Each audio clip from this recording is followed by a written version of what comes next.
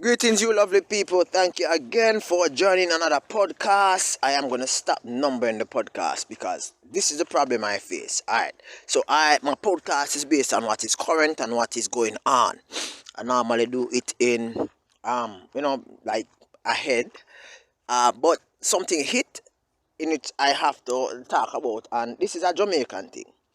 Alright, okay, so school is going to open during the course of next week. Officially, students are going to be going back to school. And for the past year and a half, there have been massive migration of teachers from Jamaica. And teachers are going like UAE, United States, other countries where in which the dollar is strong, where in which right now Jamaican dollar is at like 151 Jamaican dollars for $1.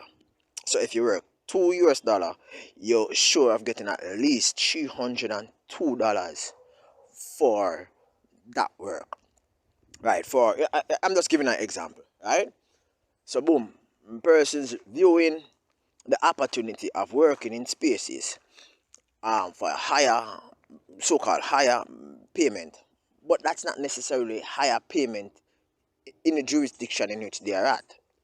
Hear the logics now. So you're gonna get a contract work, and you're gonna work as a teacher, as you do something in the classroom. You're teacher, educator, right? And you're gonna get like a good change in retrospect when you match it out with how much Jamaican dollar for that amount, right? But check the levels. You're still gonna have to pay the expenses for living accommodation, food, transportation, utilities and all that where you're at. And plus you're gonna send monies home to do other things like probably pay bills at home and you know do some little work and all that. Cool. Note that this payment, this arrangement is a contract thing, right? So it is not like you're gonna be you're actually permanent employed to these spaces. With the only way of you actually breaking that bond is if you decide not to. Usually these contracts are like probably about 2 years and 3 year stops, and you have the opportunity to renew. All right, I am not against the whole idea of teachers migrating, but what I question is that some persons don't really look at the fact that a dollar is a dollar. All right, and look at the fact that well, I don't know if I'm too conservative, I'm too old fashioned. And you have persons born in the 2000s, they are like probably about 21, 22, and they are like teachers right now. For you to actually go overseas to teach, you need at least 3 years working within the system. So they would work until probably they are 25. So therefore, even going up, they are young, right? So what you find is that they only work probably about 3 years within the local system, and then they migrate. And then they move from probably UAE to Canada to America. They move all over the place with this contract work. So let's say that you do it for the next 10, 15 years. You just be teaching like that. When you check the maths, the contract, you get paid for the work that you do without any futuristic benefits, or any situation that will help you to mill around any difficulties that you might have in the future. Now, I am not saying that you should not go, but what I'm saying is that you have to be very careful and plan, strategize. Now that you are actually planning to actually venture out beyond the borders of Jamaica, right? Because you so-called want more money, right? You have to put in a pension plan. You have to put in some safety net. So when you reach that age, when persons or should I say, schools or countries no longer want your service, you're able to manage financially on your own. You see, you can actually get all of those monies, you know. And you can buy a nice house in a nice place. But what you find is that, all right, I live in a community where some elderlies live near me, right? You know, they have nice place, nice house top and thing, right? When they were putting up the house top, I was saying to my wife that, listen, that house top requires a lot of maintenance. Just to put up the house top alone, just the top of the house, it was nearly $400,000, right? And that was like probably about 10 years ago. So you can do the maths as to how much it might be. No, right? Now the house top is actually needing repair. But these elderlies now, then they were like on the verge of like near retirement.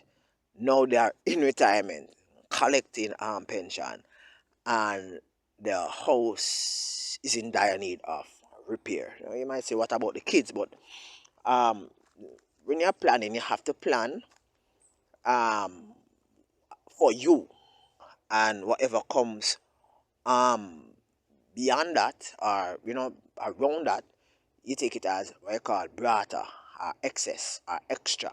But you don't plan saying that, listen, I'm going to get that from John, I'm going to get that from Dan, so I can use it that and manage. No, you find yourself in a rut because chances are it might just not work that way, right? So you have to set yourself a safety net. You have to set yourself an opportunity wherein it when you return, because you're going to return before you retire, you know. And how the system set in Jamaica. If you start to teach in a government institution after the age of 50, well, they up the age of retirement now to 65, right? Up to the age of 50. I don't know if the rules change yet, right? But up to the age of 50, yeah, the government is not obligated to give you any pension. So practically at the end of your last day, your last paycheck, that is it. You have nothing else to get. So even if you return at 48, 49, or 50, and you find yourself in a situation where, when you're 50, you really get a job, you have to find yourself in a rut when you get retired from that job, because you have a nice house, you have a nice space where you are, your nice vehicle and all that, but you don't have the pension that to actually help you to maintain your life as how it is. So you have to set that safety net in place. But you know what bother me? What bother me more time, is when you look at the new generation of individuals coming now within the within the system of education. The primary goal is just money, not necessarily for teaching, right? How can they actually get to matriculate so as to go overseas to teach? And if you ask a lot of these young graduates from teachers college and universities in Jamaica, and probably even in the Caribbean, they will tell you that one of the main thrusts that propel them to go into the area in which they are, right, is primarily so that they can go overseas and get work and make money, right? So as a result of that, some of them that have not actually been able to get that opportunity, they are not putting out the work that they need to put out locally, so as to help this generation of young individual, young mind, to actually develop so as to become better citizens in the future. And so what you find is that a lot of teachers in the classroom, they are not performing to their fullest ability. And come to think of it, now, from when I was a child, I always see teachers, nurse, police, and them people there. They might walk up and down and I demonstrate, especially when it comes down to negotiation time. Them always a demonstrate, so them want more money, right? They want more money. We want more money. But yet still, you have so many persons have actually opted to enter into these fields. Why is it that they enter into the fields and they will, sorry about that, and they will be like, reflecting and say, hey, teachers now get no money. and teachers not getting enough money. So, since the teachers not getting enough money, why didn't you actually try another career, right? The teaching profession should be a profession in which you enter because it is a gift, a talent, a desire, a personal ambition of yours, so as to help the young, so as to be nurtured into adulthood, so that they can be productive members of society. This is what bothers me more time when it comes down to reflection as to where I'm at. Now you might ask, why is it that I'm speaking like this? No, I'm a teacher. I started teaching in 1997. Right? So give or take, this will be this, and you don't count from January to December. You count from September to August. Right? So give or take, this will be my 26th, 27th year in teaching. Something like that. Right? So it's not like I'm just speaking off the top of my head. I'm speaking based off what I've seen. I remember at one point in time at my school in which I teach, right? Within one academic year, September morning, over 20 teachers actually left. And this is not the first time this have actually happened in Jamaica. This happened already in the mid 2000s. I'm not sure if it happened already in the mid 2000, and I know that it happened in 1999 or 2000, somewhere there about. It happened before, where teachers just massively migrate. After you had the reclassification in between 2007 2008, what happened is that it kind of hold them a little bit, and then now inflation and cost of living, everything go up, so therefore whatever was there, it's like it's just unable to sustain a family, right? But as you talk about that, sustainability, a dollar is a dollar, right? Say we as people put ourselves in debt.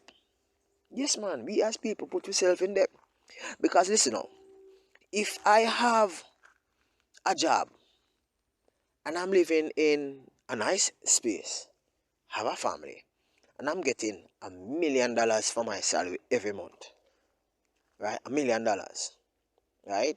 When I first start getting $1 million, wow, it's a lot of money. And you know what happened? I started to live my life with that $1 million. And so what happened is that after a while, probably about 2 months, yeah, some people greedy, 2 months, a year, a couple months, might go to your boss and say, listen, such and such and such, but me need a little raise of pay because where me can't suffice me can't survive off of that. And a lot of persons, a lot of persons would probably, you know, do a lot of stuff so as to get even $1 million per year, right? It's just maths. When you look at it, you realize that it is all about human greed and human desire of just wanting, right? Not looking at the whole outer shell as to why am I here, right? And one of the things in finance is that we should understand when we talk about your family is that we must try as best as possible to live below your means, not above your means, not at your means, but below your means. So should in case any financial rot occur within the family, within your space, you are able to manage because you have what you call a shelter in which you can actually maneuver and manipulate so as to balance everything out. And this is what is happening. I don't think it is a Jamaican thing. I think it is a human thing wherein which as Karl Marx would say that persons are just wanting things that they don't necessarily need, and if the basics of human existence would be supplied to humans, you wouldn't have, yeah, just the basics being supplied to humans, you wouldn't have the poor among us, and it's all because of greed, right? And I could go more into that, but I'm not going into the philosophical and theoretical you know ideas of all that. But this is just what I have to say today, right?